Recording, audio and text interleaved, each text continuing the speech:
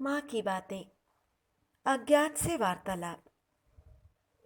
15 पौष, मंगलवार, शुक्ल पक्ष तृतीया तिथि, 1320 बंगला, सन 1914।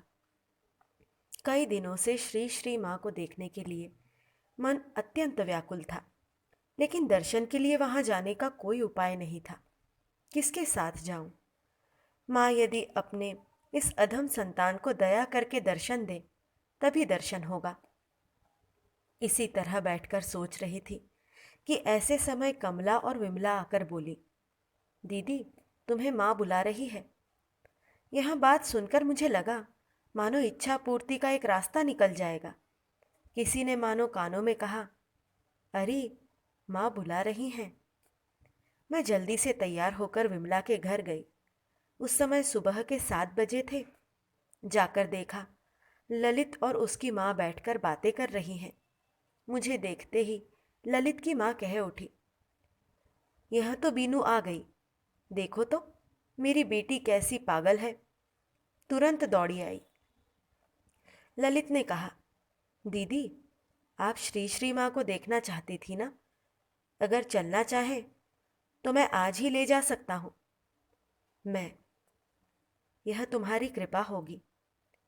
ललित की माँ ने कहा, यह कैसी बात? छोटे भाई के प्रति भला कहीं कृपा शब्द का प्रयोग किया जाता है? मैंने कहा, तो और क्या कहूँ, आप ही बताइए। यदि इनकी कृपा पर निर्भर नहीं रहती, तब तो मैं बहुत पहले ही माँ को देखने जा सकती थी। इस आनंद की सूचना पर कि मैं वास्तव में माँ को देखने जाऊंगी, मुझे सहसा विश्वास ही नहीं हो पा रहा था। इसलिए मैंने ललित से पूछा, भाई, सच बताओ, जाओगे कि नहीं? यदि जाओगे तो गाड़ी ले आओ। फिर मैंने उससे पूछा, भाई, तुमने माँ को देखा है? मेरी इस बात पर ललित आनंदित होकर कहने लगा, दीदी, मैं एक बार माँ को देखने गया था। आहा, माँ की कैसी दया, कैसा अपूर्व स्नेह है। दीदी, तुम्हें क्या बताऊं? माँ ने फिर से मुझे आने को कहा है। ललित गाड़ी लेने चला गया।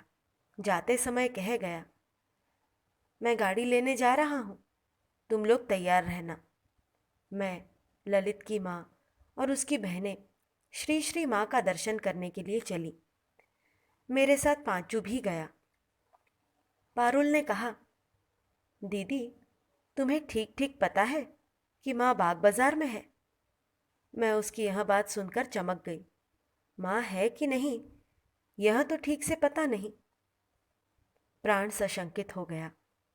मन ही मन ठाकुर से कहने लगी, हे ठाकुर, मुझे निराश मत करो। 10 बजे गाड़ी उद्बोधन ऑफिस के सामने पहुंची। गाड़ी रुकते ही मैं तेजी से नीचे उतर गई। सामने ही उद्बोधन का ऑफिस था। महाराज लोग काम कर रहे थे। उस ओर मेरी दृष्टि नहीं थी। उस समय मुझे जगत शून्य प्रतीत हो रहा था।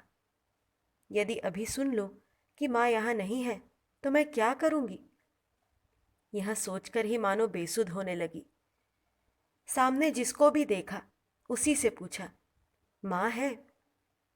मेरी बात सुनकर महाराज लोग सिर झुकाकर चले जा रहे हैं। कोई कुछ भी उत्तर नहीं दे रहा है। इस बीच ललित गाड़ी से उतरकर ऊपर चला गया। यह देखकर मैं भी उसके पीछे कुछ दूर तक गई। तभी ललित ने लौटकर बताया, माँ है। मेरे हृदय से एक भयानक दुश्चिंता दूर हो गई। तब मैं धीरे धीरे आगे बढ़ी।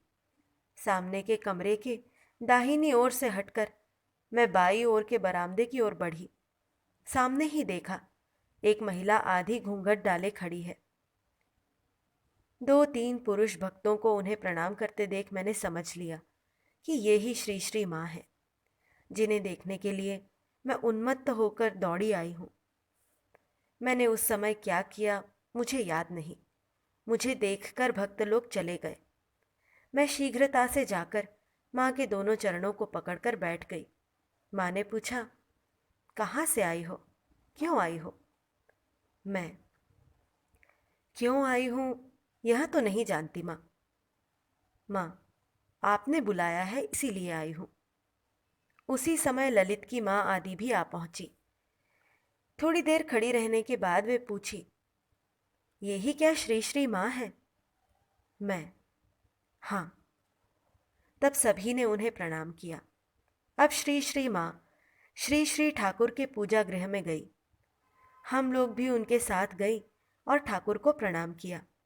माँ सामने की चौकी पर बैठकर हम लोगों से बोली, बैठो बेटी, बैठो। हम लोग उनके चरणों के पास वहीं पर बैठे। ललित की माँ संसारी स्त्री थी। माँ उनके साथ संसारियों की तरह बातचीत करने लगी।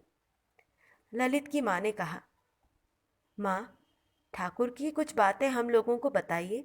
हम लोग संसारी व्यक्ति हैं, हम लोगों को कुछ उपदेश दीजिए। माँ, मैं कुछ नहीं जानती बेटी। ठाकुर के मुंह से जो सुना है वह तो बेटी ठाकुर के कथामृत में है, उसे पढ़ो, उसमें ही सब उपदेश पाओगी।